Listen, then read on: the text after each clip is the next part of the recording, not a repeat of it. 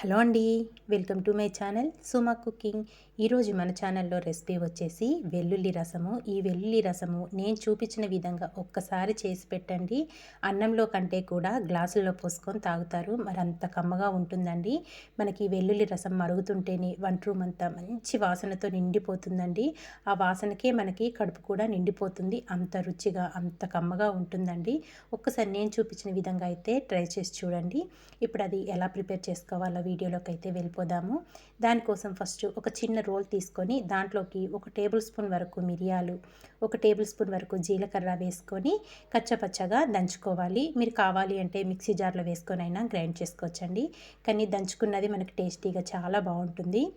చూసారు కదా, ఇలా కచ్చపచ్చగా వచ్చే విధంగా దంచుకొని ఇందులోకి ఒక 20 నుంచి 25 వరకు వెల్లుల్లి రెబ్బలు పొట్టు తీసేసుకొని వేసేసుకోవాలి. మనకి వెల్లుల్లి ఫ్లేవర్తో భలే రుచిగా ఉంటుందండి. ఇంకా మనకి కూరలతో కూడా పని లేదు. అన్నం మొత్తం ఈ చారుతోనే తినేస్తామండి, అంత బాగుంటుంది.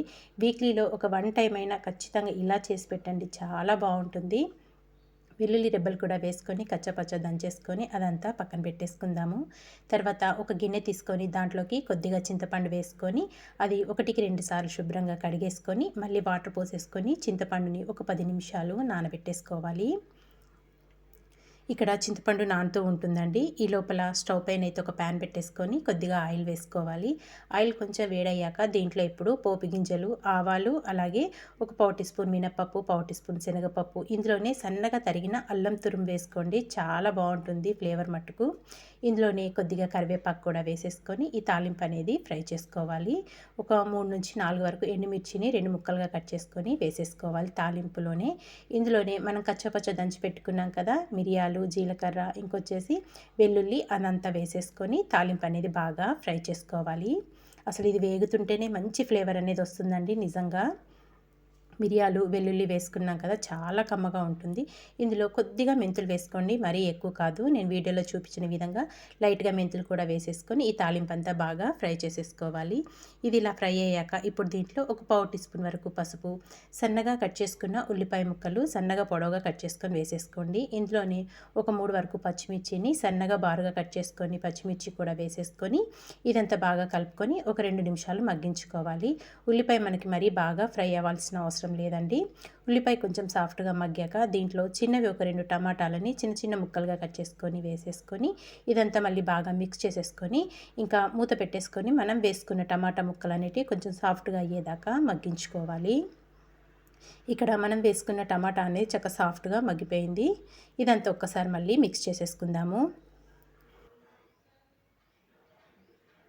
దగ్గు, జలుబు చేసినప్పుడు మనకి నోటికి ఏమీ తినాలనిపించదు కదండి. అలాంటి టైంలో ఒక్కసారి ఇలా వెల్లుల్లి రసం అనేది ట్రై చేయండి, చాలా టేస్టీగా ఉంటుంది. చక్కగా అన్నం అంతా తినాలనిపిస్తుంది మనకి ఈ రసంతోనే, అంత కమ్మగా ఉంటుందండి. ఇంకా తాలింపు అంతా బాగా ఫ్రై అయిపోయాక మనం నానబెట్టుకున్న చింతపండు రసాన్ని యాడ్ చేసేసుకొని ఇందులోనే ఒక 4 గ్లాసుల వరకు వాటర్ కూడా వేసేసుకోవాలి. వాటర్ కూడా వేసుకున్నాక ఇప్పుడు దీంట్లో రుచికి సరిపడినంత సాల్ట్ వేసుకోవాలి. ఇందులో ఇంకా మనం కారం వేసుకోవాల్సిన అవసరం లేదండి. మనం ఎండుమిర్చి, పచ్చిమిర్చి, అలాగే మిరియాలు ఇవన్నీ వేసుకున్నాం కదా, ఘాటు ఘాటుగా ఉంటుంది. ఇంకా కారం అయితే అసలు వేసుకోవాల్సిన అవసరం లేదు. ఇందులోనే సన్నగా కట్ చేసుకున్న ఉల్లికాడలు, అలాగే సన్నగా కట్ చేసుకున్న కొత్తిమీర కూడా వేసుకొని ఇదంతా బాగా మిక్స్ చేసేసుకొని సాల్ట్ అనేది ఒకసారి చెక్ చేసుకోండి, సరిపోకపోతే వేసేసుకోవచ్చు. ఇదంతా కలుపుకొని ఇంకా ఈ రసాన్ని అయితే బాగా మరిగించుకోవాలి. చూసారు కదా, మనకి ఎంత మరిగితే అంత రుచిగా ఉంటుందండి వెల్లుల్లి రసం మట్టుకు. ఇదంతా కలుపుకొని మరి కాసేపు మరిగించేసుకుందాము.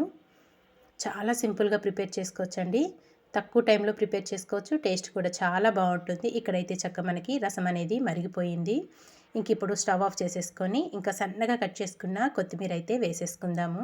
ఇంతే అండి, చాలా సింపుల్గా టేస్టీగా వెల్లుల్లి రసం అయితే ప్రిపేర్ చేసుకున్నాం కదా. మరి మీకు నచ్చిందా? నచ్చితే మీరు కూడా తప్పకుండా ఒక్కసారి ఈ రసాన్ని ట్రై చేశాక మీకు ఎలా వచ్చిందో ఒక చిన్న కామెంట్ చేయండి. ఇలాంటి మంచి మంచి వీడియోస్ కోసం వెంటనే మరి మన ఛానల్ని సబ్స్క్రైబ్ చేసుకోండి ఫ్రెండ్స్. ఇంక ఇలా రసం పెట్టుకొని వేడి వేడి అన్నంలో వేసుకొని తింటుంటే అద్భుతంగా ఉంటుందండి. తప్పకుండా ఈ రెసిపీని ట్రై చేయండి. ట్రై చేశాక ఎలా వచ్చిందో కామెంట్ చేసేయండి friends. Thank you for watching అండి. Bye bye.